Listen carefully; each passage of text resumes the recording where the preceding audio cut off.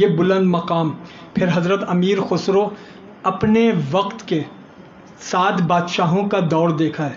حضرت امیر خسرو نے علاء الدین خلجی کے ساتھ سب سے زیادہ واسطہ رہا. علاء الدین خلجی کے دربار میں رہ کر آپ نے کتاب لکھی رسائل اعجازیہ. یہ امیر خسرو کی کتاب ہے جو علاء الدین خلجی کے دربار میں لکھی.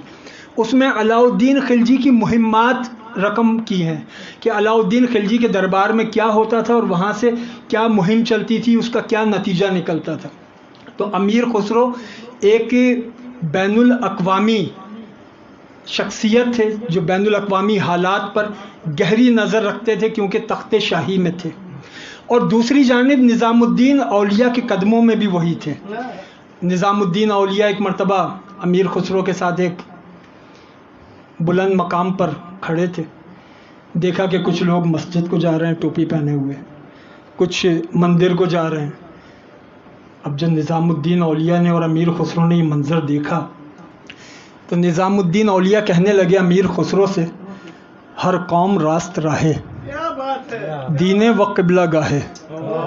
ہر قوم کا ایک سیدھا راستہ ہوتا ہے اس کی نظر میں، اس قوم کا اس کی دانست میں ایک دین ہوتا ہے، اس قوم کی ایک قبلہ گاہ ہوتی ہے.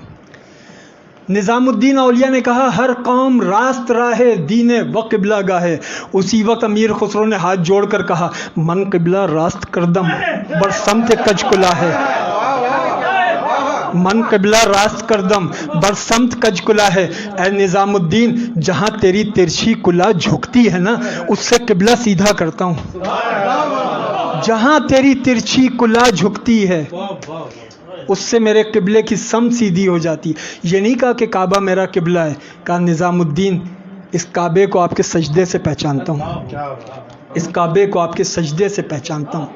اور پھر اب اس شعر کی تو کیا ہی بات ہے جس کا ایک مصرع نظام الدین اولیاء کا ہے، ایک مصرع امیر خسرو کا ہے، اور اس کے بعد پھر امیر خسرو نے اس میں 4 اشعار اور کا ہے. میں ایک شعر صرف اس میں سے پیش کر رہا ہوں. امیر خسرو نے کہا اب نظام الدین اولیاء کے لیے، رویم بر روئے تو روید خاکم بخاکے تو کوید. رویم بر روئے تو روید خاکم بخاکے تو کوید. رویم چہرے تو قبلہ گاہے، چہرے تو قبلہ گاہے، کوئے تو سجدہ گاہے. اے نظام الدین میری آنکھیں بس اس لیے ہیں کہ تجھے دیکھیں. اے نظام الدین اولیاء میرا آپ کا چہرہ میری قبلہ گاہ ہے اور آپ کا کوچہ میری سجدہ گاہ ہے، کہ آپ کی بستی میں آؤں، آپ کے کوچے میں جگہ جگہ پر سجدے کروں. آپ کا کوچہ، آپ کی بستی، یہ میری سجدہ گاہ ہے.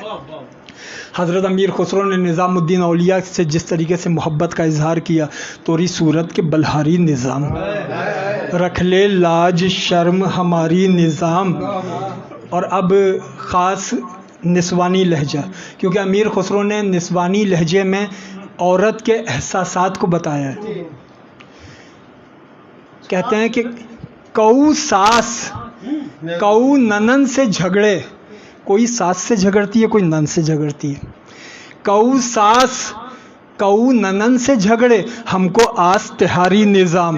کوئی ساس سے جھگڑے کوئی نن سے جھگڑے، اے نظام الدین اولیاء ہم تو بس تیرے ہیں، ہم تو بس تیرے ہیں. ہم کو آس تہاری نظام. موہے اپنے ہی رنگ میں رنگ لے صاحب، تو میرا محبوب الہی. تو جو مانگے رنگ کی رنگائی مورا جوبن گروی رکھ لے. تو جو مانگے رنگ کی رنگائی مورا جوبن گروی رکھ لے. امیر خسرو علیہ الرحمہ نے علم کو، شاعری کو، نثر کو، طریقت کو، ہر شعبے کو عطا کیا ہے، ہر شعبے کو کمال پر پہنچایا ہے. اس کے علاوہ امیر خسرو کے کتنے اوصاف ایسے ہیں کہ جن پر آج تک اس تفصیل کے ساتھ گفتگو نہیں ہو سکی کہ جس طرح ہونی چاہیے تھی. کہ امیر خسرو کی ایجادات، امیر خسرو نے طبلہ ایجاد کیا. اب یہ بات کوئی خطیب سے نہیں سنیے گا، لیکن میں کیونکہ نظامی ہوں اس لیے عرض کر رہا ہوں. امیر خسرو نے طبلہ ایجاد کیا. پہلے ڈھول تھا جس کے دو رخ ہوتے تھے, ایک رخ بڑا ہوتا تھا ایک چھوٹا ہوتا تھا, اور دونوں کے اوپر آہٹ سے الگ آواز پیدا ہوتی تھی. امیر خسرو نے ڈھول کو طبلے میں تبدیل کیا, اور طبلے میں صرف ایک سمت ہوتی ہے, ایک بڑی سمت ہوتی ہے ایک چھوٹی سمت ہوتی ہے, اور بڑی اور چھوٹی سمت پر ہاتھ لگنے سے اس میں فرق پیدا ہوتا ہے. طبلہ امیر خسرو کی ایجاد ہے. ستار امیر خسرو کی ایجاد ہے. امیر خسرو نے ستار ایجاد کیا, اس سے پہلے ستار نہیں تھا. حضرت امیر خسرو علیہ الرحمٰن نے شاعری میں کئی اصناف متعارف کروائیں. دو سخنا امیر خسرو سے پہلے نہیں کہا جاتا تھا, امیر خسرو نے سب سے پہلے دو سخنے کہے. یہ دو سخنے شاعری کی ایک بڑی منفرد قسم ہوتی ہے جس میں دو مسائل ایسے بیان ہوتے ہیں جن کا حل ایک ہی لفظ میں ہوتا ہے. دو ایسے مسائل کہ مسئلے دو ہیں, اس کا حل ایک لفظ میں ہے. ایک مصرے میں وہ دو مسئلے بیان ہوتے ہیں, دوسرے مصرے کے اندر اس کا حل بیان ہوتا ہے. اب دو سخنوں میں سے ایک دو سخنہ میں پیش کر رہا ہوں. امیر خسرو نے کہا کہ جوتا پہنا نہیں, سموسہ کھایا نہیں. جوتا پہنا نہیں, سموسہ کھایا نہیں. ثانی مصرع تلا نہ تھا.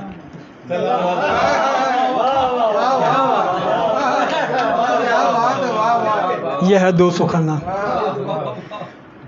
جوتا نہ پہننے کی بھی وہی وجہ ہے اور سموسہ نہ کھانے کی بھی وہی وجہ ہے, تلا نہیں تھا.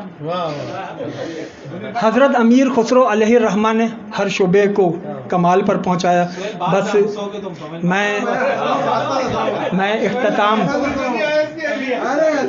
میں اختتام امیر خسرو کے صرف ایک شعر پر کر رہا ہوں, جو شعر ہمارے ہاں محافل سیما میں پڑھا جاتا ہے, اور وہ بھی اگر کوئی پرانا قوال ہو تو پڑھ دیتا ہے. باقی جو اب نئے قوال ہیں انہوں نے تو وہ تو صرف وہی پڑھتے ہیں جو انہوں نے ٹی وی پہ سن لیا. پرانے جو قوال ہیں وہ اس تہذیب کا خیال رکھتے ہیں کہ قول میں منقبت مولا علی نہیں پڑھتے. منقبت مولا علی کا نمبر نعت کے بعد آتا ہے. قول میں امیر خسرو کے لکھے ہوئے 3 اشعار پڑھے جاتے ہیں. اب ان 3 میں سے ایک شعر امیر خسرو نے جو قول کے لیے لکھا, تن رباب من ٹھی گری رگیں بھئی سب تار. میرا جو تن ہے نا, میرا وجود, یہ مثل رباب ہے, موسیقی کا آلہ رباب کی طرح ہے, اور اس رباب کی جو تار ہے نا یہ میرے وجود کی رگیں ہیں, اور میرا جسم مٹی کا برتن ہے. تن رباب من ٹھی گری رگیں بھئی سب تار. رونگ رونگ سر دیوت ہے سو باجت نام تہار. میرے روئیں سے سر نکلتا ہے جب کوئی ان تاروں کو چھیڑ دے. اے علی مرتضیٰ, آپ کے نام کی گونج میرے اندر سے نکلتی ہے. حضرت امیر خسرو نے مولا علی کا یہ قول لکھا. مولا علی کی شان میں اور بڑے مناقب ہیں, لیکن ایک جو امیر خسرو کا جملہ ہے حضرت شیخین کریمین کے حوالے سے, اس پر گفتگو تمام. علاء الدین خلجی کی اہلیہ وہ اثنا عشری مکتب سے تعلق رکھتی تھی. تو ایک ایران سے مجتہد آئے ہوئے تھے, انہوں نے کہا کہ خسرو سے ملاقات کرا دی جائے تاکہ وہ مجتہد صاحب خسرو پہ ذرا بھاری ہاتھ رکھیں. انہوں نے آ کے کہا کہ جی ہم تو حسنین کریمین کے مبلغ ہیں. امیر خسرو نے کہا کہ حضرت حسنین کریمین کی شان میں کچھ ارشاد فرمائیے. کہنے لگے حسنین کریمین کی کیا پوچھتے ہو, حضرت امام حسین جہاں آپ کی قبر مبارک ہے 500 گز مشرق 500 مغرب شمال جنوب, یہ پورا خطہ جنت کا ہے. اس پورے خطے میں یہ جنت کا ٹکڑا ہے.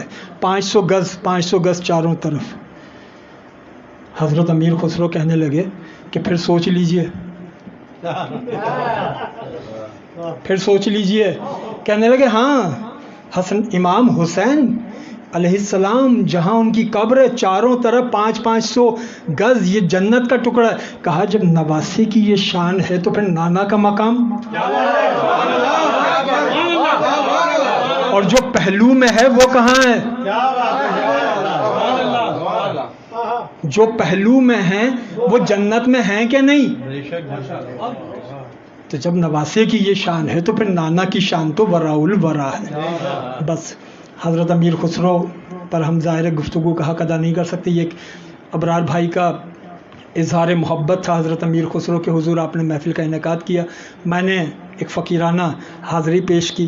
اختتام یہ کہ امیر خسرو کو جناب امیر بھی کہا جاتا ہے, بادشاہ بھی جس کے آگے فقیر ہیں, بادشاہ بھی جس کے آگے فقیر ہیں. ایسے امیر تو بس جناب امیر ہے, ایسے امیر تو بس جناب امیر ہے. نگاہ خسرو کی مل جائے تو دیکھوں, نگاہ خسرو کی مل جائے تو دیکھوں تمہاری شان محبوب الہی, تمہاری شان محبوب الہی. فقیرو جھولیاں اپنی سنبھالو, فقیرو جھولیاں اپنی سنبھالو, بڑے سلطان محبوب الہی. اب وہ ابرار بھائی نے ایک شعر کی طرف اشارہ کیا, امیر خسرو کی زندگی کا یہ آخری شعر ہے. جب محبوب الہی کا وصال ہوا تو امیر خسرو اس وقت دہلی میں نہیں تھے, گئے ہوئے تھے. جب آئے تو پتہ چلا محبوب الہی تو پردہ فرما گئے. قبر کی جانب بڑھے, پیر بھائیوں نے روکا, کہا کہ محبوب الہی نے منع کیا ہے کہ خسرو کو میری قبر تک نہ آنے دینا. خسرو کے اندر عشق کا وہ الاؤ ہے, وہ پہنچ گیا تو قبر سے نکلنا پڑے گا, اس کو نہ آنے دینا. کہا کہ محبوب الہی نے منع کیا ہے. محبوب الہی کا نام سنا, رک گئے. قبر کو دیکھا جہاں آج خسرو کا مزار ہے, وہاں سے دیکھا دروازے کی اوٹ سے مٹی کی کچی قبر. زندگی کا آخری شعر کہا امیر خسرو نے. 725 ہجری 18 ربیع الثانی محبوب الہی کا یوم وصال ہے. 18 ربیع الثانی 725 ہجری, اور پھر ٹھیک 6 ماہ کے بعد 18 شوال 725 ہجری امیر خسرو کا وصال ہے. ٹھیک 6 ماہ بعد اسی تاریخ کو ٹھیک 6 مہینے کے بعد جب قبر دیکھی نظام الدین اولیاء کی, اب زندگی کا آخری شعر کہتے ہیں, گوری سوبے سیج پہ مکھ پہ ڈارو کیس, گوری سیج پر سو رہی ہے, زلفوں سے چہرے کو چھپا لیا, زلفوں سے چہرے کو چھپا لی. چل خسرو گھر آپ نے سانج بھئی چوں دیس, اے خسرو اب اپنے گھر کو جا, چاروں طرف رات پھیل گئی, چاروں طرف رات پھیل گئی. پھر زندگی بھر شعر نہیں کہا, لیکن یہ تو خسرو نے کہا تھا نا, جب نظام الدین اولیاء کی کچی قبر دیکھی, اسی قبر سے جب نظام الدین اولیاء حشر میں اٹھیں گے تو نقشہ کیا ہوگا؟ قبر کا نقشہ تو یہ تھا, گوری سوبے سیج پہ مکھ پہ ڈارو کیس. جب اسی قبر سے نظام الدین اولیاء اٹھیں گے تو نقشہ یہ ہوگا, گوری اٹھی سیج سے, گوری اٹھی سیج سے مکھ سے ہٹایو کیس, گوری اٹھی سیج سے مکھ سے ہٹایو کیس. چل خسرو گھر آپ نے دن بھئی چوں دیس, اے خسرو اب اپنے گھر کو چل, چاروں طرف دن پھیل گیا ہے. مالینا الا